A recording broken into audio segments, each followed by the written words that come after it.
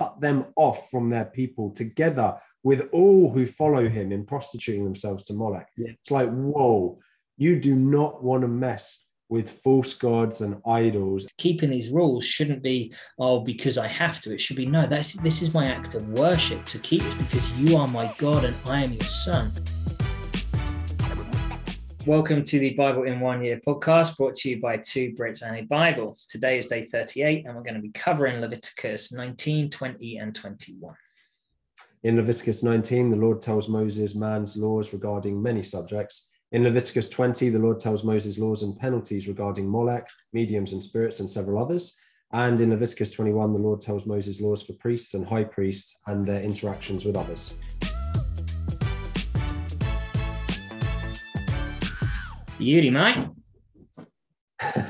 I'm enjoying the accents in the last few videos. You had the Irish before, now you got the... I was editing the one where I did Welsh, and you're like, you're going to do a different accent every time? And I was like, maybe we'll see. I was like, yeah, I'll throw a few in there. Definitely throw some in. That's awesome. Well, we've got a lot to get to today, so we won't do our charming, normal banter, I think. Oh, you look disappointed. Okay, but I'm disappointed too. I am the Lord your God is repeated many, many times throughout this whole section of the Bible. And I think it just helps to show the weight and holiness of his commands. But also, we have to remember a lot of this is not for our benefit today, obviously. We have to contextualize that these were illiterate people in, Bronze Age Middle East or Middle Earth, if you want. And so that repetition is like really reassuring and a reminder, and they just constantly need that. Yeah. They can't read the words. They have to hear it, and it has to go into them through their ears. True. Yeah, absolutely. It reminds me, actually, I'm glad you mentioned it. Before we started this podcast, I was chatting to a friend of mine called Nathan Senior, who has his own podcast called No Wet Fish, which is pretty good. And he was saying that he really felt God telling him to read the book of Leviticus. And so he read through it.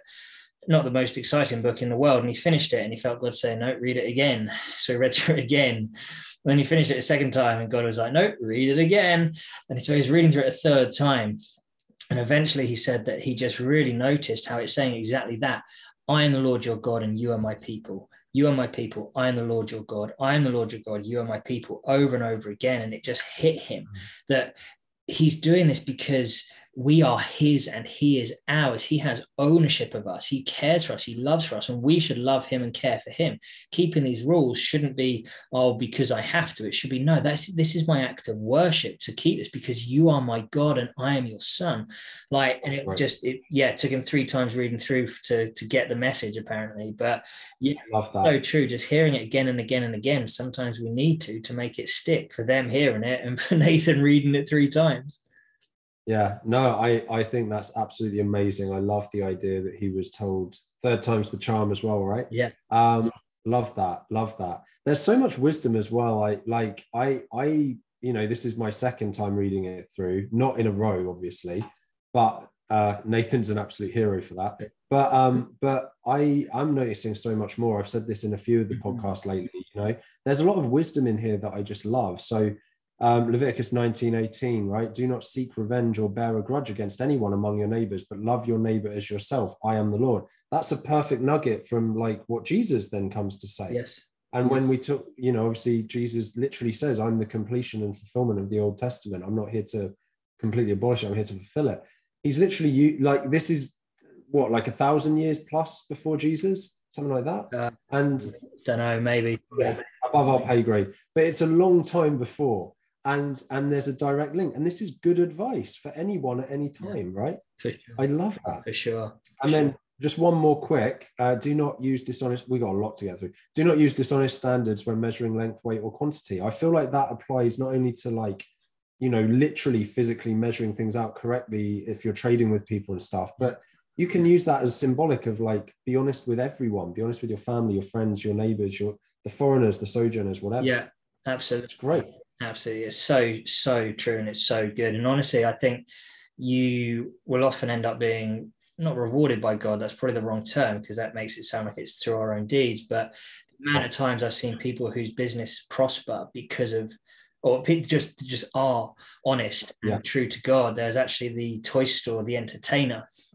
He Mm. used to trade on Sundays. He used to have a little toy shop that started in Amersham where we grew up. And he used to have Halloween stuff and even Harry Potter stuff. And there was a little old Irish lady, actually, ironically, in our church that went up to the owner. You're gonna do the accent, I hope. No. And she was basically like, if you stop selling this stuff and if you don't open on Sundays, God will honor your business. And I don't know where he was at with his faith at the time, but he stopped trading on Sundays, costing him millions of pounds in revenue by not opening on a Sunday in a toy shop and stocking Halloween and Harry Potter stuff. Again, Harry Potter, massive. But God has just honored his business. There's one in Dubai now. My wife and I go over in Dubai, and there's an entertainer in Dubai. Like, it just, boom, honor God, he will honor you. Anyway, that was a bit of a segue, and we didn't have much time for that. I apologize. No, that's fine. That's I wanted to dive in here, Leviticus 19:28. Do not cut your bodies for the dead or put tattoo marks on yourselves. I am the Lord. Now, I don't think you have any tattoos. I have this here on my elbow. Not sure if you can even see it. That is a tattoo mark from my university days. That's a different story. But I think, because some people say, well, that says you shouldn't get tattoos. I believe that this is way more to do with contamination of blood and trying to prevent people from being unclean, because these days everything has to be contaminated, sterilized needles, different needle every person, all this kind of thing. And I'm sure they didn't have that in the day, or even the knowledge of it. They probably just realized that actually people that were getting tattoos were getting sick more, therefore don't get tattoos. I think this is less to do with don't get tattoos, more to do with preventing people from getting sick and having to make further sacrifices. It may well be that is the case, as I think I sort of see it that way for sure. I also potentially see it as, our bodies are a temple and so on, and graffitiing on the temple or whatever. But I don't know. I don't think that we're held to it now anyway. But no, I don't have any tattoos. Not even a teeny little black dot on my elbow. Do you know what this is called? This is called your weenus. You have a tattoo on your weenus. Rings a bell, actually. I'm glad it's on my weenus and nowhere else. That sounds the same. Yeah, I love that. So I just wanted, Leviticus 20 is pretty intense, but I particularly liked Leviticus 25.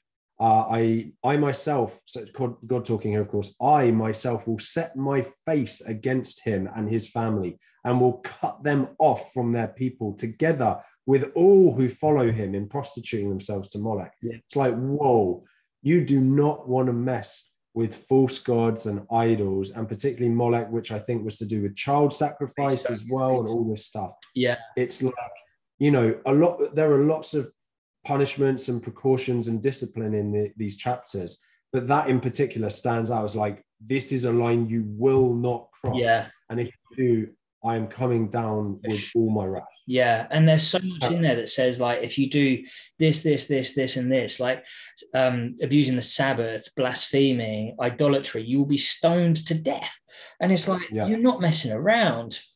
And what I find, again, sort of tying it to New Testament, is the repercussions and the punishments for these sins were huge. Whilst we don't have those same punishments for sin these days, I'm telling you from my own experience, the repercussions that come from sin is way bigger than we give credit for. And thankfully for Jesus and the grace of other Christians and the grace of God, we can be forgiven. And but there are repercussions. It says it, particularly with stuff like sexual sin. It says that, you will bear this responsibility. And I think you're going to touch on as well, sort of priests and teachers and stuff like that. And for them as well, even greater standards. Right. They're held to an even higher standard on top. So Leviticus 21:9, just quickly, if a priest's daughter defiles herself, becoming a prostitute, she disgraces her father and will be burned in the fire. So it's like, this is not messing around stuff here. We don't have a lot of time, but just quickly, we might extend this till tomorrow. But the idea of the people with deformities not allowed to approach and so on, right? Yeah. Worth it's just the exact opposite of what Jesus teaches, the whole come as you are, Right. as you should be. But this is, and you mentioned it just along the lines of kind of like the Bible Project video. It's just God is so holy that if you have any physical deformity back in the day, probably attributed to your parents' sin, true or not, who knows, that just doing it.